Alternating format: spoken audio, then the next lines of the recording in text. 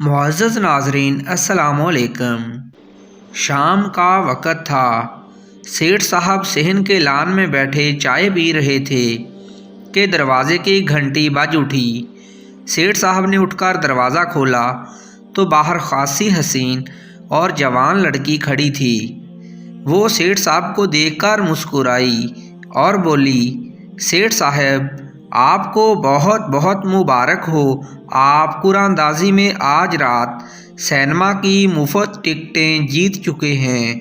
आपकी सारी फैमिली को फ़िल्म देखने की टिकटें और साथ खाने पीने का सामान भी दिया जा रहा है।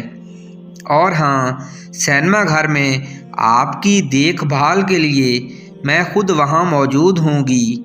लड़की का हुस्न और अदाएँ देखकर सेठ साहब की तो राल टपक पड़ी। साथ ही लड़की ने एक बड़ा सा बैग सेठ साहब के हाथ में पकड़ा दिया, जिसमें सचमुच आज रात सिनेमा में लगने वाली फ़िल्म की टिकटें और खाने पीने का सामान भी मौजूद था। लड़की ने गर्मजोशी से सेठ साहब से हाथ मिलाया और वापस मुड़ गई। इतनी गर्मजोश लड़की के साथ दोबारा मुलाकात का सोच कर सेठ साहब पागल हुआ जा रहा था।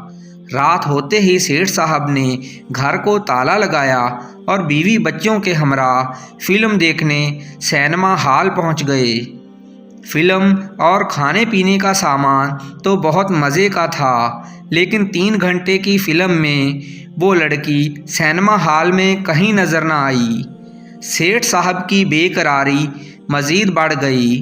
फ़िल्म देखकर जब सेठ साहब घर वापस पहुँचे तो गश खाकर गिर पड़े। उसके घर में चोरी हो चुकी थी।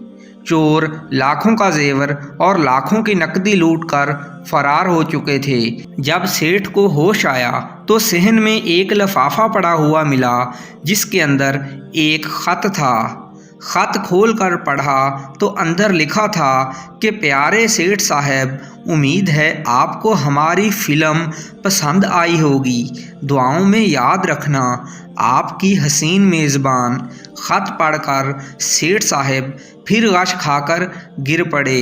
दोस्तों, इस ख़राब ज़माने में किसी अजनबी पर भरोसा ना करें और ना लालच में पड़ें। और हाँ, हमारा चैनल सब्सक्राइब कर दें। हम आपको सिनेमा का टिकट इनाम में देंगे।